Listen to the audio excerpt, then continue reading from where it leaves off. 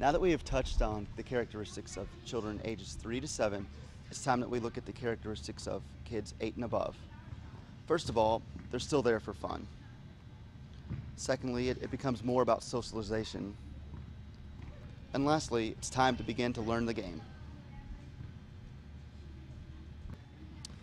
When it comes to warm up and stretching with older kids, we need to just get the kids out and moving around as quickly as possible. Too much downtime loses their interest.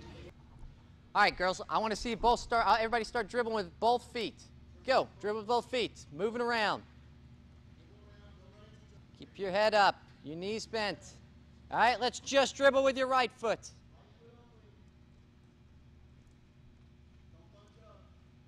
Now your left foot. And stop, bend down, touch your toes.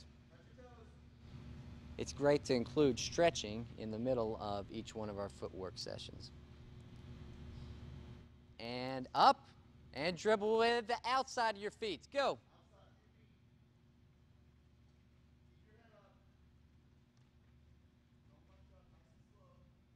And let's see if you can dribble with the bottom of your feet.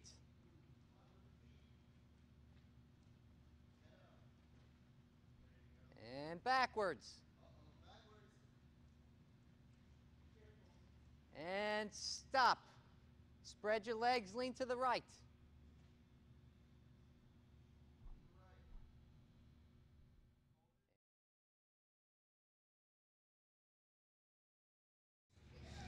A great activity for the older kids is shadow dribbling.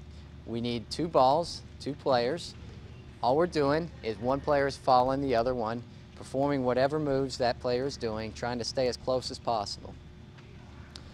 Do it for a set amount of time, and then we switch.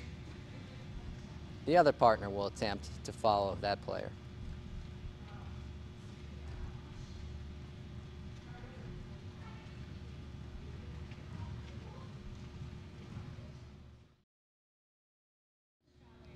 Another excellent activity that can work on dribbling is a friendly game of knockout.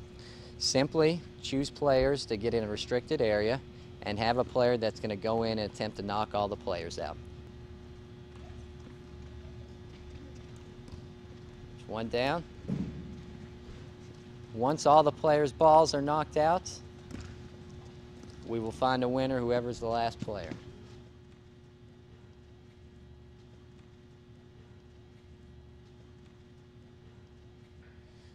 There we go, and Lily's our winner. A final dribbling game is a simple game of freeze tag. Simply choose 2 taggers in a designated color. Then we will send the players out attempting to tag the players with the ball. Players that are tagged must raise the ball above their head, spread their legs, and wait for somebody to dribble the ball through their legs to become unfrozen.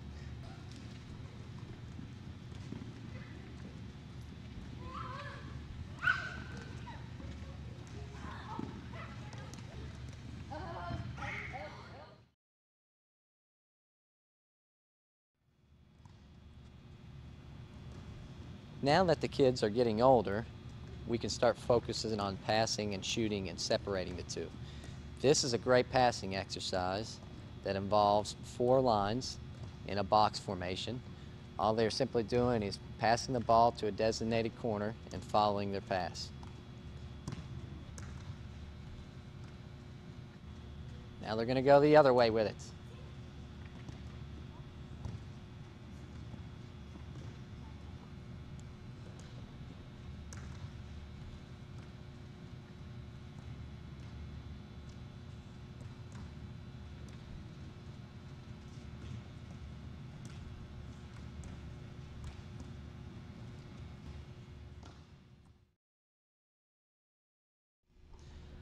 Another passing activity is called the gates game.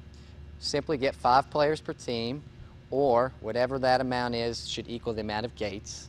Start out with 2 or more balls and eventually work your way down to 1 ball. Goals are scored by teammates passing the ball through each individual gate. Because we have multi-balls going, we're going to ask that each team call out the amount of goals that they scored.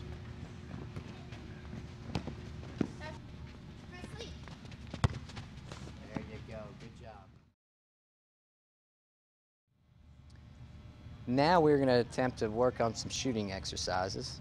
In this particular exercise, we've placed a ball in between the middle of two 15-yard cones, and all we're asking the girls to do is try to knock that ball off with a shot. As you're seeing, they're tapping the ball forward first and trying to hit it versus hitting a ball that's just sitting still. Working on balls that are just sitting still hitting the ball is not very realistic. There's very little times in a soccer game where you get to hit the ball when it's sitting still, so that's why we are tapping the ball forward.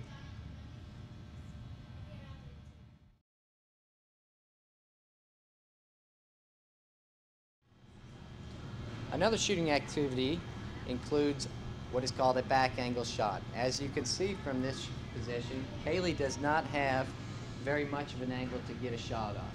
We're going to work on a drill that gets the keeper to commit to the player, which leaves the back post open.